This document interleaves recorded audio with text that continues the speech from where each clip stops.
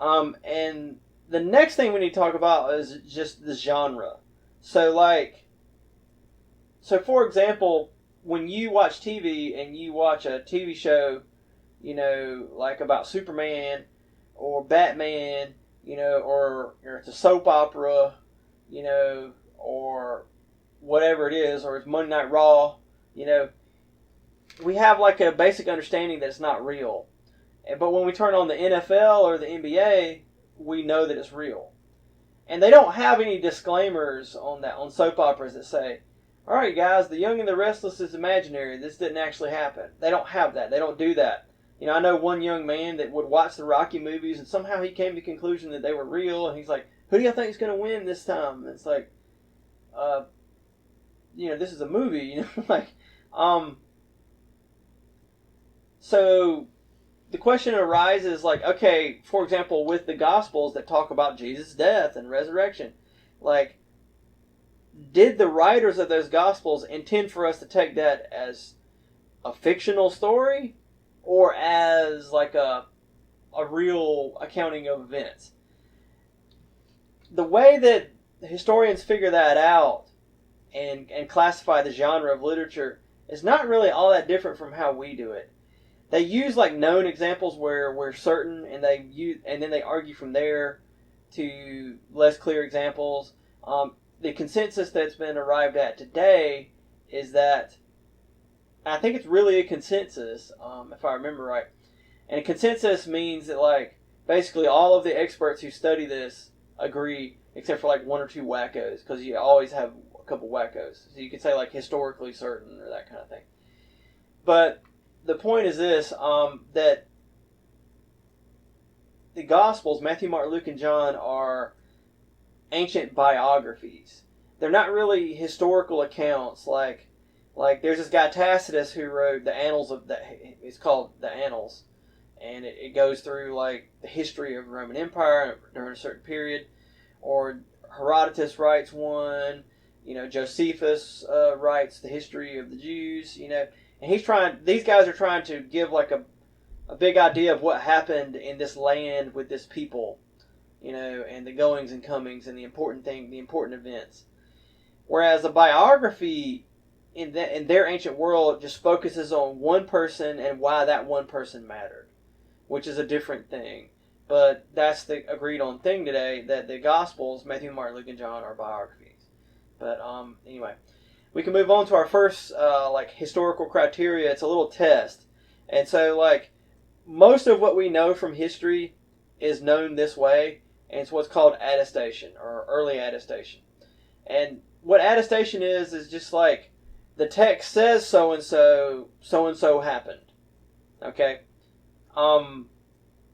You've classified the genre, you got all that. And like most people have a hard time believing that. They say, well, wait a minute. How do you know that like this ancient document was not just a pack of lies? Like, how do you know? Okay. Well, the point to understand here is, first of all, most of what we know from history, not everything, but most of what the majority of what we know is defended in this way. Just through one source that says so-and-so thing happened. Okay? And the reason you can say it's not a lie is because people lie selectively. People don't just lie all the time willy-nilly. That is a form of mental insanity. It's called compulsive lying. And if someone's a compulsive liar, there'll be indications of that in what they write. Anyway, you'll be able to pick that out. That's rare anyway. Most people are not compulsive liars. But most people lie. Lying's very common, but people lie. They don't just lie all the time, constantly. People lie selectively. So, most of the time, you should say it's more likely than not that it's true. Now, in certain situations, you can identify the point of view of the author. For example, the Roman historian Tacitus, I think he writes around 110 AD, I can't remember exactly. You can tell he is pretty racist against the Germans. And he claims that the Germans went around in the frozen north with nothing but a cloak on, clasped at the neck, and just their bare everything, the full frontal nudity other than this thing tied at a cape tied at the neck. of course that's biologically impossible. They're still human beings. But, if we ignore that, we would, regardless of that, it's still probably, we would doubt it because we can know from his point of view that he doesn't like them. He's constantly looking for ways to put them down. So in a situation like that where you can tell from the author's point of view that he has a strong motivation to lie, what do you do in that case? Okay, so what I want you to think of is like a scale. And you put your evidence on the scale. Okay? And if you have like one source, one ancient document that says so-and-so thing happened, then what that is it puts weight on one side. And it moves you away from right in the middle. Right in the middle, you can think of that as 50-50, I don't know. And we really should start with 50-50, I don't know. The problem is a lot of people are already biased in a certain direction before they even look at the evidence. And so they don't start with 50-50. They start with just, I already know this, and you have to overcome a lot of bias with like a super amount of evidence before I'll believe it. That's not really rational. What's rational is if you don't know, you say 50-50. And if you haven't looked at the evidence, then how could you know? Okay, so you start with 50-50, and you have one source that says so-and-so thing happened. Okay, that weight goes on the side of, well, that source says it, so it's probably true. Does it bring it all the way to like 99%? No. And you can't ever really get to 100 with historical evidence. You can't get to like mathematical certainty. But you can get like really high. We're going to see that as we go, that like you can get really high where, if it's 99%, then a rational person would believe it, and you are irrational to reject it. So you can reject it, but you forsake your rationality for doing so. Okay? But in reality, singular attestation doesn't move you all the way to like 99.9. It just moves you past 50 a little bit. I don't know exact numbers. Historians don't put exact numbers on these things because they don't. There's certain issues that they can't get a good number for to get a precise. So they just say we don't know, likely, very likely, or historically certain, which is like 99.9. Okay. So anyway, what you do is you like weigh things. We're going to see like sometimes you have evidence on either side and one can outweigh the other. But in the case where the author has a strong motivation to lie, that's going to have to swing you back towards the middle. Does it swing you all the way back towards the middle? Does it swing you back towards the middle? Let's just say it swings you back towards the middle, or it's just too close to call. Like if you're talking about, well, I'm at 50.002%, so therefore it's likely. Well, that's very close, and that's too close to call.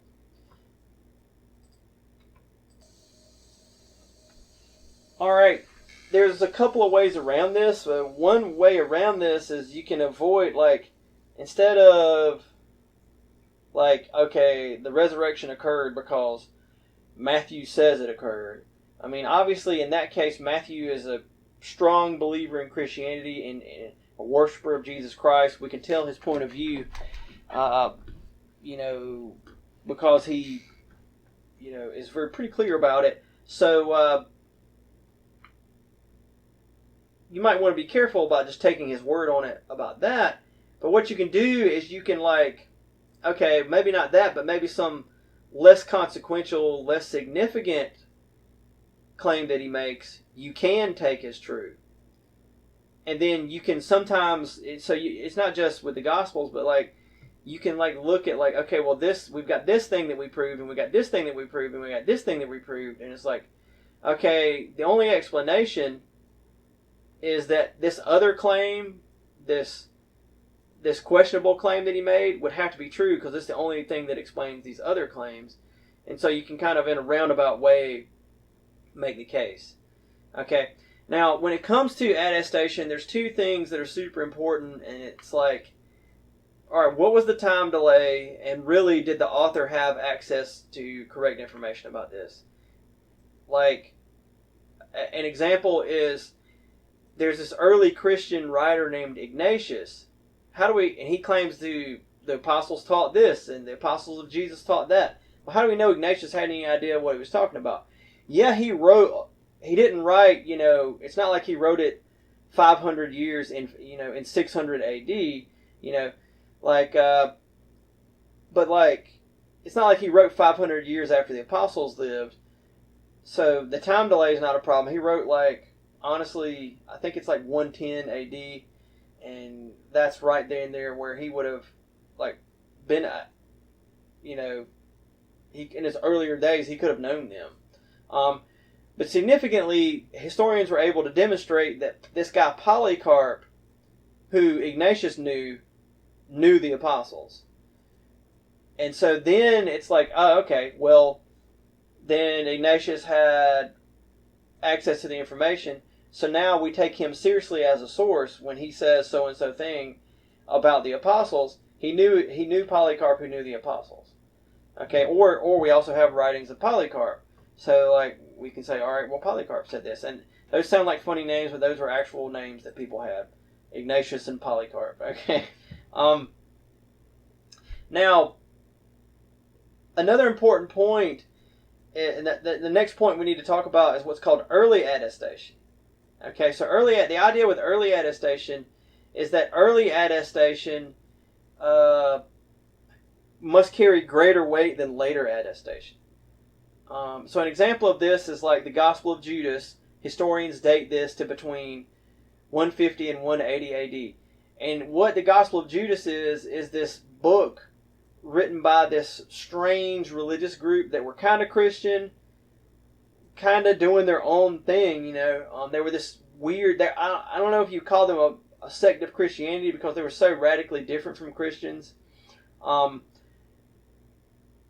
But like, you compare the Gospel of Judas, this Gnostic text, that's what the group was called, to Mark. Mark is dated 66 to 74 AD. Gospel of Judas, 150 to 180 AD. Okay?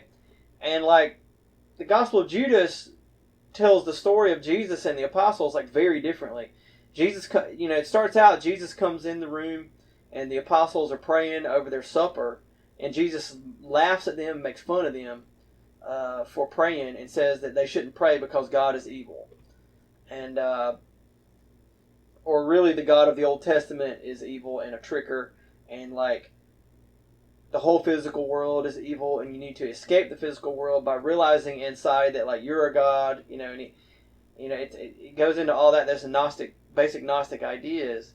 But the thing is, Mark clearly says something different. Mark like starts out with a prophecy from the Old Testament, which the Gnostics believed the Old Testament was all the words from prophets from this evil God who you shouldn't believe in, or he exists, but like you should hate him because he's evil, and your whole goal in life is Jesus is going to help you escape the evil God of the Old Testament, the creator of the physical world. He's a monster, But Mark starts out with a prophecy from the Old Testament to verify that Jesus is the one God sent. Okay, so like they contradict each other, and specifically they contradict each other on historical points about what the teaching of Jesus and the apostles was, as opposed to, like the Gospel of Judas says that Jesus taught that the Old Testament was evil, and Mark, is very different. It claims that Jesus is the fulfillment of the Old Testament. You have to give more weight to the earlier text because the earlier text is more likely to have access to the correct information. So like, Mark is much more in a position to know what Jesus said and taught than another text that's written literally 100 years later than Mark. Okay? So anyway, that's just an example to help us understand that. Now, the next point is what's called multiple attestation. And the basic idea is like, okay, you've got singular attestation where one guy wrote one thing that claims a thing. But if you have more texts that claim that, then that should be given more weight. So if like you've got one text on one side, but 5 texts on the other side, you got to go with the other side. Because the idea there is yeah, people lie, but a group of people lying is harder to pull off than a solo lie. And so it's less likely that a group of people lied, especially if they're independent sources, and you can demonstrate that like they're independent when they say things that the other one doesn't say. Um, so if one text, it adds in things about a story that the other one didn't say, then that's an independent source. But they're still in agreement about certain things. Okay, so that's the idea. An example, textual criticism like tries to increase sources sometimes. So like, you've got this Q document. All right, our source about the teachings of Jesus. Well, Matthew, Mark, Luke, and John basically are our best sources, so that's 4 sources. But if Q existed, then we got 5. Okay. So that's just sort of an example. I won't go into much detail about that. I think we kind of get the idea. Another idea is when people who come from very different points of view are saying the same thing and they arrive at the same conclusion, then that is strong affirmation, because people don't make up the same lie by accident. So, I won't go into any examples of that because I don't think we really need that, but I just want to put that out there that is a thing. Okay? Different people don't make up the same lie by accident. So if you have multiple attestation and you can in some way demonstrate that they were not borrowing from each other, and one's not just copying the other one, but they're really totally independent sources, then they have to go back to some sort of common source. And that source could very well be the truth, okay? Or you've got to imagine this like conspiracy of liars, but the conspiracy is harder to pull off than the solo lie, so it's just less likely. And then it's just unlikely because people are selective with their lies. Okay, so if there's not much motivation to lie, then it's less likely that they're lying. Okay, the next little test that we have, these are called historical criteria, is called the criteria of embarrassment. And it's just that when you know what the person's point of view is, and they say something that very much goes against their point of view, then that makes it very likely to be true. If you can really assess their point of view. So, like, for example, this guy Tacitus, this Roman historian, he, as we said, he's pretty racist against the Germans.